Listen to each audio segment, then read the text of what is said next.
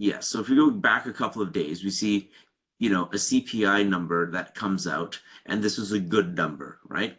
And it was a good number for a couple of reasons, right? It came in below market expectation, and this is your headline, your headline inflation, right?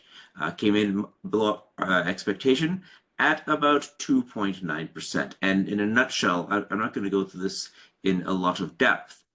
But in a nutshell, what this means is that the Fed is on hold for a little bit, right?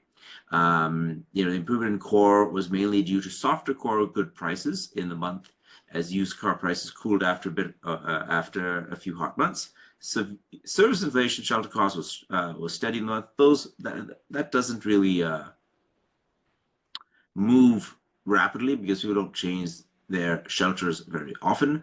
The labor market and growth market remain on solid footing. Okay, and we look at a little bit about that. Came out this morning, so they could probably comfortably wait for continued inflation progress and more insight into the future directions of fiscal and trade policy. Expect that message from Powell later this month, and you are well into put that on the 3-month annual pace around 2.3% for core PC. So we're well into that twos number for inflation, right? And so what does this mean, right? We can expect the Fed will hold rates this month, and there's a growing risk of a prolonged pause given policy uncertainty. So what does this all mean to us, right? So if we go here and we go to our bond markets, okay? Let's just wait for these guys to load up for a moment. And let's just, oops, what happened there? There we go.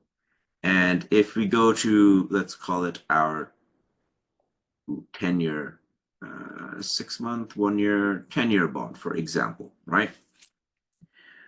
We can see here, we'll wait for it to load up. Okay. So if we do even like the 1-month chart, okay, I should do the 5-day chart. So this is from the 14th. So 14th, 15th, 16th, 17th, right? I guess 13th, 14th, 15th. So here's your 13th, you can see here. And we're plotting along here. And lo and behold, what happened with we're going to look at our CPI, our CPI number, which came out on the 15th, okay? Which came out on the 15th. And here we have a bit of a dip here, right? We have that dip here on the 15th, right? And you can kind of even see this. This is like, this news gets released at about 8:30 in the morning. This is 8:20, and this is 8:35, right? And you can see quite a 476 down to 466. So that's about a solid 10 basis point drop. Sorry, I'll put this on silent. I tell you, these phones going on silent and off silent when I need to answer a phone call and when I don't. Apologies for that. And you can see, you did have that dip throughout the 15th, okay? Throughout the 15th here. And what do these signify? These signify, hey, listen, like, are rates going to be going up or down into the future, right? We have this kind of steady pace here until the 16th. The 16th was yesterday, guys.